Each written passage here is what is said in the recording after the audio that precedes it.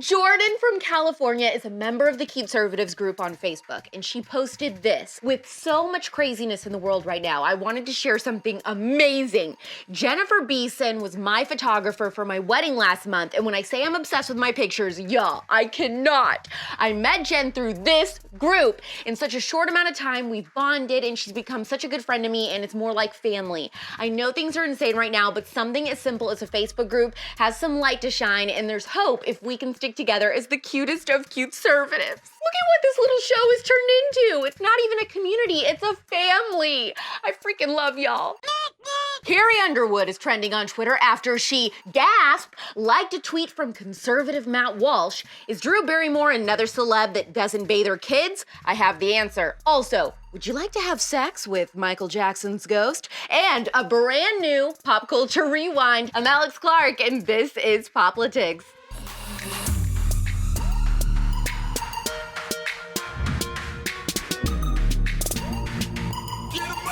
People in Afghanistan are being yanked from their homes and executed in the streets, and Carrie Underwood liked a video from Matt Walsh opposing mask mandates for children. Which one do you think leftists are up in arms about? Here's a hint. This is the situation. The Daily Wire's Matt Walsh went to his local school board meeting in Nashville to stand up against masks for his kids. Here's a snippet of that, but the entire thing is fire, so you should go watch it. You and the school board have decided that our kids should go to school all day, every day, wearing muzzles like rabid dogs. I have listened to your arguments, and I've noticed that they're missing a few things, namely evidence, data, science, common sense, and basic human decency. Well, Carrie Underwood liked this video on Twitter. I know. And because she liked it, the cancel culture keepers started foaming at the mouth and accusing her of being a conservative. Now, I want to make two distinct points. Being against mandatory masking for children or being against a mandatory juice for people to drink in order to live and work does not mean someone is conservative. It's a bipartisan issue. Anyone can see what's happening and be like, you know what? Don't like that. I don't like where this is going. So do I think Carrie Underwood is conservative because she liked that video? No. Do I think she is a conservative in general? Yes, I do. And I tweeted this and it went viral and added a lot of fuel to the fire. So I am sorry to Carrie for that, but here's what I said. I'm gonna say something that is going to be hard for some of you to hear. Yes, Carrie Underwood is absolutely conservative. So are a lot of stars you love.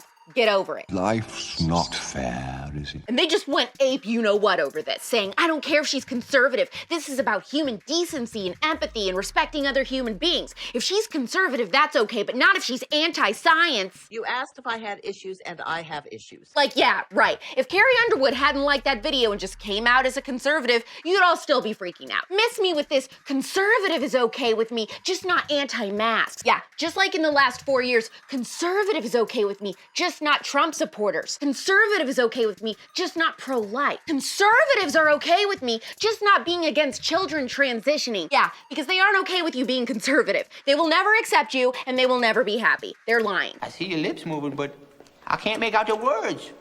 I'm deaf. I personally think Carrie Underwood is conservative because I've heard some things, and from a very reliable source, like very, very reliable. But she's got to make that announcement when and if she's ready to. I hope she will, and that she won't give in and apologize for liking that tweet. It would be so sick if she was just like, yeah, I'm conservative. So what? That's what everyone's attitude should be if some leftist just freaking out that we're conservative. And, in fact, next time someone clutches their blue hair and says, are you conservative? Just respond with this and say nothing else. Macaroni with the chicken strips. Drew Barrymore wants you to know that she is not one of the dirties and says, I bathe my daughters every weekday, but they can skip weekends if they choose. All right, bath bonanza. Who is stanky and who isn't? Rapid fire. Let's just throw our predictions out there. David Dobrik bathes. Britney Spears. I'm sorry, but she's a dirty. I love her. I want her free, but it's plain obvious. Just look at how much crusty eyeliner she has under her eyes. Zoe Kravitz. She's got that boho granola style going on. I bet she bathes, but she's just one of those people who doesn't use soap. Justin Bieber. He doesn't shower every day, maybe every 2 days. And you know what? I blame Haley. She obviously hogs the bathroom so she can make mac and cheese. Who's in her bathroom? Not Justin. Gigi Hadid. Bathes regularly, but doesn't wash her hair more than once a week. Emma Watson bathes. She managed to wear a dress made of literal trash to the Met Gala and still looked like she bathed. President Trump. He's a germaphobe, and I would bet showers twice a day. Everyone in politics knows that not shaking hands anymore was the best thing that could ever happen to that man. He loved that rule. And his staff always had to carry hand sanitizer for him, and that was even before the pandemic. I do the shaking hands. I think it's a terrible custom. The fact is, it's almost barbaric in a certain way, and especially nowadays. I don't think it's good, but I do it. Based on her Instagram post, it looks like Kylie Jenner is launching a swimwear line called Kylie Swim. Their product names just get more and more original, don't they? Do you like music? The pill. Thank God for this, because where the heck are we supposed to buy swimsuits? No one sells any. Everyone just goes to Target, which is honestly way overpriced for what you're getting there. Am I wrong? Target, overrated? Yes or no? I always pick up like one shirt, and then I get to checkout, and they're like, $45, ma'am. Like, what are you talking about? I'm at a grocery store. Ladies and gentlemen, welcome to Target! I definitely saved the best story for last. There is a medium from the UK named Kathleen Roberts who claims Michael Jackson's ghost lives inside of her, and she believes they're married. Michael, get up and get ready for school. No, I don't want to go, no. Please, mama, don't make me go. She said they don't have sexy time, but he likes to sing, dance, and eat inside of her. Specifically, cookies. Cookie! Ah, he wants a cookie. Oh, I love the Muppets. She said he had Reverend Martin Luther King Jr. officiate their nuptials when she was getting out of the bath one night, and that Michael even goes to the bathroom with her and, quote, call these special bonding moments toiletries. Guys, Michael Jackson!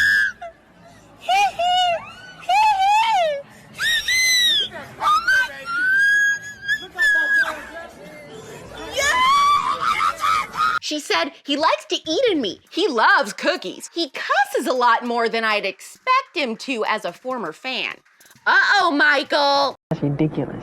And that's a ridiculous question. But since people want to hear it, you know, the answer, I'll be happy to answer it. She also said Michael doesn't like being touched back. He scares me with spider visions and dead corpse visions if I kiss him or try to initiate romance physically. Yeah, that sounds like a healthy marriage. Anytime you're in the mood, your husband makes you think of spiders and dead bodies instead. I'm sure tons of women deal with that. Quick question. Is wearing your mask during sexy time weirder than thinking Michael Jackson's ghost lives inside of you? I think maybe.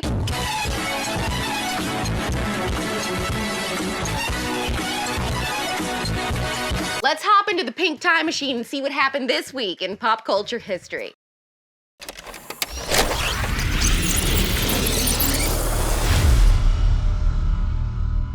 Way back to this week in 1692, Salem, Massachusetts, one woman and 4 men, including a clergyman, were executed after being convicted of witchcraft at the Salem witch trials. Hold up! Her sister was a witch, right? And what was her sister? A princess! The Wicked Witch of the East, bro! In 1961, this week, Motown released what would be its first #1 hit, Please Mr. Postman by the Marvelettes. But you know this song because of this. Wait, oh yes, wait a minute, Mr. Postman. This week in 1969, the Woodstock Music and Art Fair opened in upstate New York. Tickets for the 3-day event were $18 in advance and $24 at the gate. And there were about 500,000 attendees. This was Coachella before Coachella. I'm not really too interested in the people that are playing the music, you know, and I'm not really too interested in the people. It's just, I'm just here. You don't even have to bother bringing your tickets or anything because they aren't going to collect them. There's no way they can. They got a fence that's like half up and there are people just sitting in that field.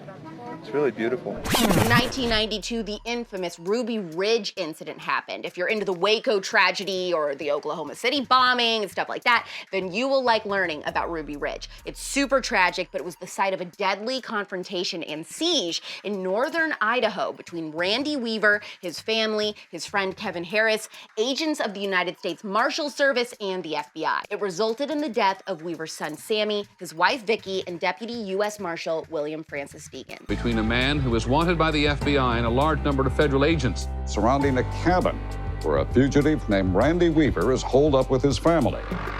In 1992, a bloody standoff between lawmen and an armed white separatist named Randy Weaver left his wife, 14-year-old son, and a federal agent dead. The 11-day siege at a place called Ruby Ridge, Idaho. It happened before Waco, and for many, it's an even bigger rallying cry. I want the truth! And that's what happened this week in pop culture history.